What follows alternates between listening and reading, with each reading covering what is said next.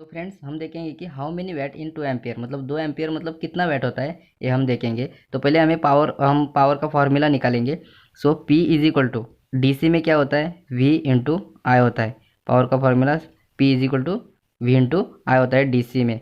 DC में होता है। सो सिंगल फेज में पावर का फॉर्मूला क्या होता है, सिंगल फेज में पावर का फॉर्मूला क्या होता है, V into I into cos phi होता है।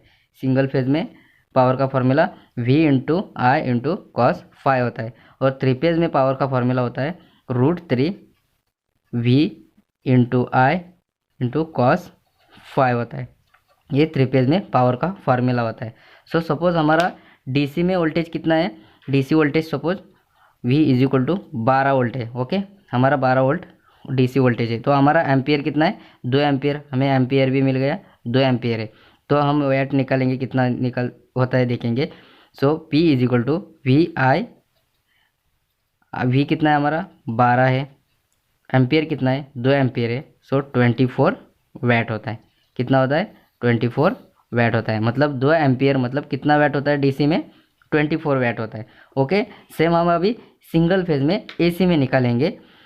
सो पावर का फॉर्मूला क्या है, P is equal to V into I into cos phi. ये है पावर का फॉर्मूला सिंगल फेज में, इसमें सिंगल फेज में। तो हमें पहले वोल्टेज कितना है वो मालूम होना ज़रूरी है। अगर हमें क्वेश्चन पूछा कि 2 एम्पियर मतलब कितना वैट है, तो हमें ये क्वेश्चन वोल्टेज कितना है वो मालूम होना ज़रूरी है। तो वोल्टेज हमें कितना है, 220 वोल्टेज है। और पावर फैक्टर हमारा कितना है, कॉस फाइव कितना है, 0.8 है। कितना पावर फैक्टर है, 0.8 है। मतलब 0.8 या 9 होता है ये हमारा पावर फैक्टर, तो 0.8 है। तो अब हम सिंगल फेज का निकालेंगे। मतलब कि हमें अगर एम्पियर 2 एम्पियर मतलब कितना वैट है ये निकालना है, तो हमें पहले दो वोल्टेज मालूम होना ज़रूरी है और पावर फैक्टर भी मालूम होना ज़रूरी है। AC में, DC में पावर फैक्टर नहीं होता है, AC में पावर फैक्टर होता है। तो हम निकालेंगे सिंगल फेज में कितना वैट होता है, 2 एम्पियर मतलब। सो वोल्टेज कितना है हमारा 220 है, करंट कितना है 2 है, 2 एम्पियर है, और पावर फैक्टर कितना है 0.8 है। तो कितना होता है हमारा, कैलकुलेशन किया तो कितना होता है, 352 वैट होता है। कितना होता है, 352 वैट होता है। कितना होता है, 352 वैट होता है। मतलब 2 एम्पियर सिंगल फेज AC में कितना वैट होता है, 352। अगर वोल्टेज 220 होगा तो सपोज हमारा वोल्टेज कम या ज़्यादा हो गया, मतलब हमारा सपोज अभी वोल्टेज कितना 210 वोल्टेज है, तो 210 वोल्टेज है तो कितना वैट आएगा देखेंगे। So P is equal to 210 into ampere कितना है 2 इंटू 0.8, कितना आएगा हमें 336 वैट आएगा। कितना, 336 वैट आएगा। मतलब हमें अगर 2 एम्पियर मतलब कितना वैट निकालना है, तो हमें वोल्टेज मालूम होना बहुत ज़रूरी है। वोल्टेज और क्या, पावर फैक्टर मालूम होना ज़रूरी है। सपोज हमारा पावर फैक्टर ही कम है, मतलब कि वोल्टेज सेम है। So P is equal to 220 into ampere 2 है और पावर फैक्टर 0.7 है, तो कितना आएगा 308 वैट आएगा। कितना आएगा, 308 वैट आएगा। मतलब हमें पावर फैक्टर और वोल्टेज मालूम होना ज़रूरी है। सो ये सिंगल फेज का हो गया। अब हम थ्री फेज का देखेंगे। अब हम किसका देखेंगे, थ्री फेज का देखेंगे कितना वैट आता है। सो थ्री फेज में P is equal to √3 V into √3 × V into I into cos phi होता है। ओके, सो हमारे थ्री फेज में वोल्टेज कितना होता है, तो सपोज हमारा 415 वोल्टेज है और पावर फैक्टर 0.8 है।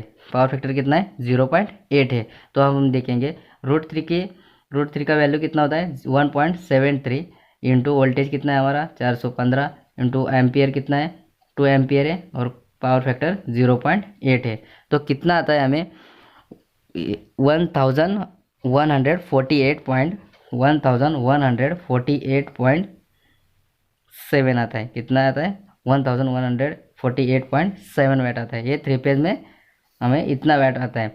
ओके, और अगर हम लेंगे कि हम सिर्फ 2 एम्पियर का ही नहीं 10 एम्पियर का सपोज हम निकालेंगे, 10 एम्पियर मतलब कितना वैट होता है वो भी हम देखेंगे। सो पावर का फॉर्मूला थ्री फेज का निकालेंगे। ओके, 10 एम्पियर सपोज हमारा करंट है, तो कितना वैट कितना है वो भी देखेंगे।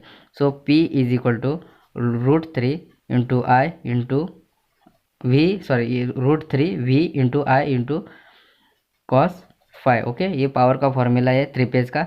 तो हमारा पावर सॉरी वोल्टेज कितना है 415 वोल्ट है। ओके, √3 की वैल्यू कितनी होती है 1.73 इंटू 415 इंटू हमारा एम्पियर कितना है 10 एम्पियर है और पावर फैक्टर हमारा 0.8 है। ओके, तो कितना आता है 5743 5743.6 वाट आता है। सो ये हमारे मेथड है। अगर कितना भी एम्पियर का, अगर हमें कितना एम्पियर मतलब 20 एम्पियर है तो कितना वैटेज निकालना है तो ये फार्मूला हम यूज़ करेंगे। सो मोस्टली हमें ध्यान में रखना चाहिए कि डीसी में हमारा पावर फैक्टर नहीं होता है, डीसी में हमारा पावर फैक्टर नहीं होता है, एसी में पावर फैक्टर होता है। सो हमें मालूम होना चाहिए कि वोल्टेज कितना है और पावर फैक्टर कितना है। अगर हमें 10 एम्पियर मतलब या 20 एम्पियर मतलब कितना वैट ये निकालना है तो वोल्टेज और पावर फैक्टर होना मालूम होना ज़रूरी है।